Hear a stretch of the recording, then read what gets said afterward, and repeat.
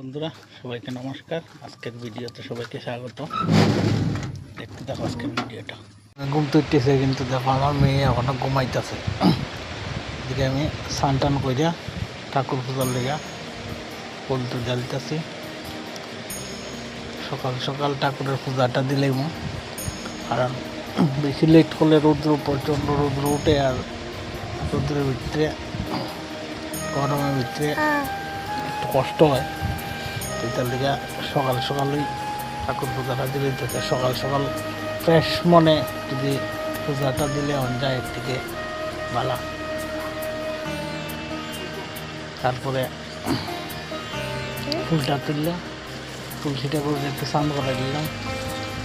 স্নান করে ফুল টুল দিয়া নমস্কার দিয়া অনেকে ভাবতে হতো যে এটা তো মেয়ে লোকের কাজ, আমি যা যা করি তো এই কাজটি এখানে আমি করতেছি।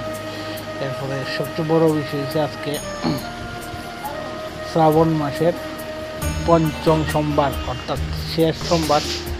আমি আমার ভগবানের সেবা করে দিতেছি, মহাদেবের স্নান করাই দিতেছি। তো আজকে সোমবারটাই তো শ্রাবণ মাসের লাস্ট। তো আজকের দিনটা একটু সুন্দর করে পূজাটা দেওয়া দরকার, এই কারণে সকাল সকাল পূজাটা দিয়ে দিলাম। অ্যাকচুয়ালি মহাদেবের পূজাটা দিয়ে মনের ভিতরে শান্তি পাওয়া যায়। সবচেয়ে বড় বিষয় হচ্ছে বাবার সেবা করার মজাটাই আলাদা, আনন্দ লাগে একটা মনের ভিতরে, মনটা ফ্রেশ থাকে। সোমবার দিন একদম টোটালি বাবার সেবাটা কইরা মনটা অ্যাকচুয়ালি শান্তি লাগে, তাহলে করি।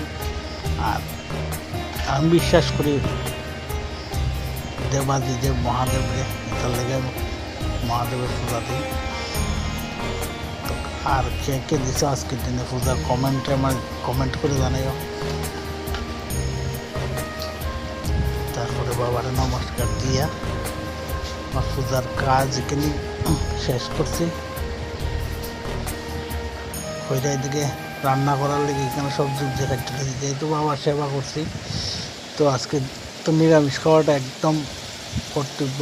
তার লেগে এদিকে দেখো ভাজা, আর এদিকে ছানার ডাইল। রান্না টান্না শেষ করে এদিকে ভাত নিয়ে বুঝেছি, ভাতটা আমি আর আমার মায়ের লেগে ভাতটা খাইয়া দিয়ে কারেন্টের রিচার্জ শেষ, রিচার্জ করবার উদ্দেশ্যে আমি যেতেছি ইলেকট্রিক অফিস। ইলেকট্রিকের রিচার্জ শেষ, রিচার্জটা করে রিচার্জ করাও কমপ্লিট। টুকটুকি বাড়ির যাওয়ার উদ্দেশ্যে। আর কার কার ভিডিওটা ভালো লাগছে লাইক কমেন্ট শেয়ার অবশ্যই করবা। Tata bye bye.